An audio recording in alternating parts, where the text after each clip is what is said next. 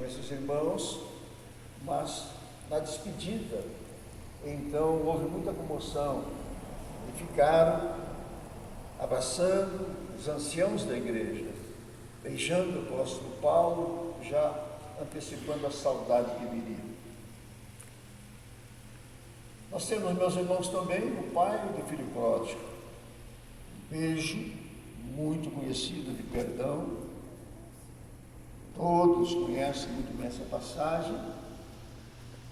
E por último, meus irmãos, e talvez sim o mais conhecido de todos, é o beijo de Judas. O beijo de Judas, que contrariou totalmente o significado daquilo que nós entendemos por ser o beijo. Nós vamos ao primeiro ponto, meus irmãos, para pensarmos agora sobre a morte de Jesus. Começa com um beijo.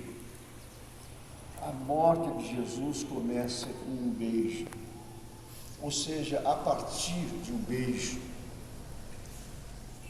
E nós temos, meus irmãos, a prisão de Jesus, o seu julgamento e a sua crucificação. Isto na ordem, na sequência. O beijo deu início à prisão, porque imediatamente prenderam ao Senhor Jesus. Depois veio aquele longo julgamento, sendo arrastado de um lugar para outro. E por fim a sua crucificação e a sua morte também.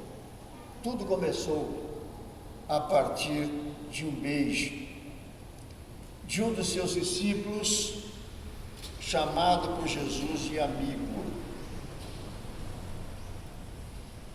E a pergunta que eu desejo fazer, meus irmãos, aqui nesse primeiro ponto para você é, que você põe a memória para funcionar aí. Você já foi traído alguma vez? Você já foi traído? Você já foi traída alguma vez? Já foi traído por alguém do seu relacionamento próximo? Inclusive pode ser até mesmo um familiar, um parente, um grande amigo, uma grande amiga. Você já foi traído por uma pessoa que você amava, amou, ainda ama? Você já sentiu um beijo gelado da traição no seu rosto? Vindo junto com o beijo, o abandono, deixando você sozinho em situação difícil? Se isso aconteceu com você, você deve entender muito bem o quanto Jesus sofreu com aquele beijo. Segundo ponto, meus irmãos, para a nossa reflexão, é Judas. Seu discípulo podia traí-lo com violência, mas usou o beijo enganador. Às vezes a gente fica pensando, quantos beijos enganadores a gente recebe por aí afora, nesse mundo social, não é verdade? E há pessoas que não têm nenhum sentimento por você, mas beijam. Isso faz parte, meus irmãos, do ser humano. Não somente da sociedade de hoje, mas sempre, sempre, sempre. As pessoas trazem o beijo vazio de amor, vazio de sentimento, passa a ser o beijo social, às vezes acobertando, escondendo sentimentos muito contrários ao beijo. Quando chegou, meus irmãos, Judas naquele lugar, ele podia ter usado de violência. Diz a palavra do Senhor que ele já havia sido tocado pela vontade de Satanás, é uma expressão bíblica mesmo que diz que Satanás entrou nele.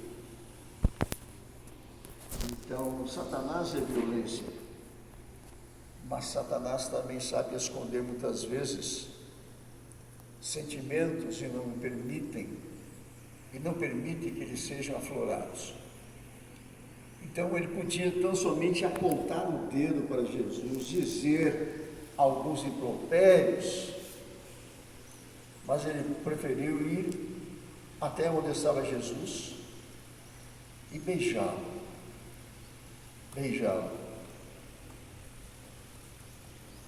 Meus irmãos, é muito importante a gente pensar nisso.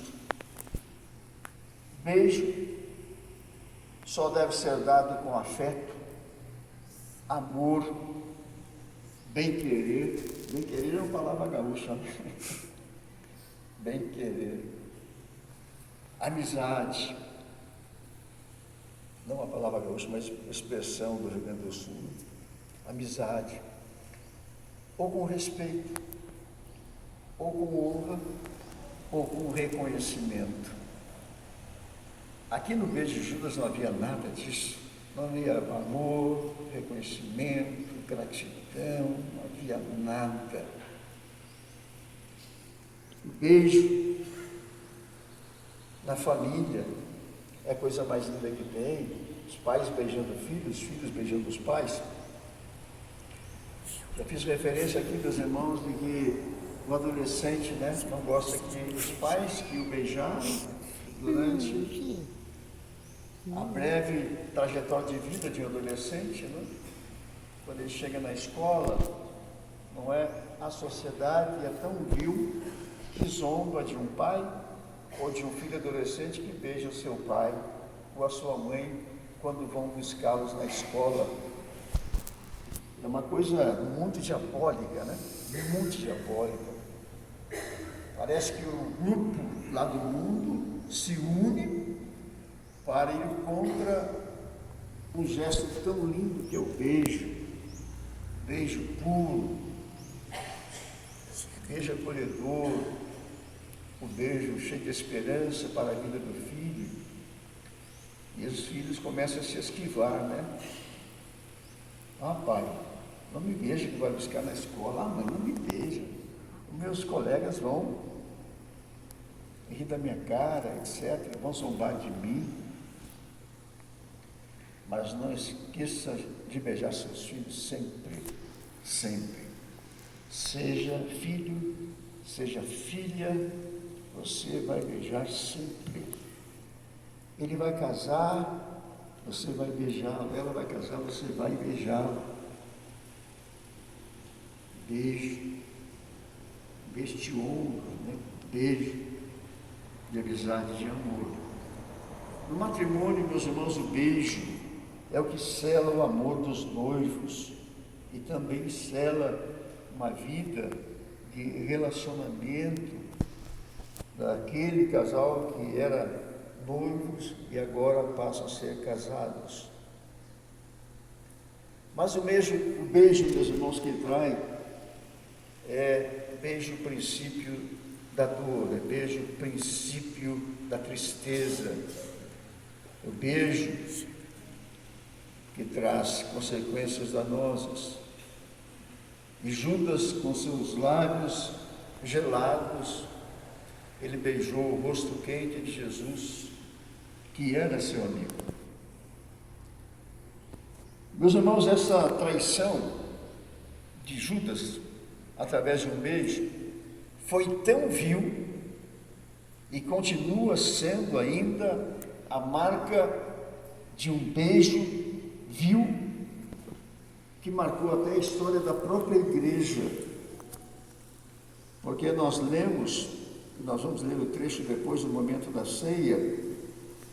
Nós lemos em 1 Coríntios 11, 23, não precisa ver, uma referência rápida, que o apóstolo Paulo começa aquele trecho que nós lemos sempre na ceia do Senhor, não é? E lá ele diz, na noite em que foi traído. Olha como marcou aquele beijo, aquela traição, marcou a história da igreja. Meus irmãos, naquela noite, Muitas coisas aconteceram. Naquela noite, o Senhor Jesus Cristo havia participado da ceia com o Senhor Jesus Cristo, com Judas e os discípulos também. Eu vejo aqui, meus irmãos, no capítulo 26, e se você pode acompanhar, diz aqui no verso 21, isso aconteceu na mesma noite. Enquanto comiam, declarou Jesus: em verdade vos digo que dentre vós um me trairá. E eles, muitíssimo contristados,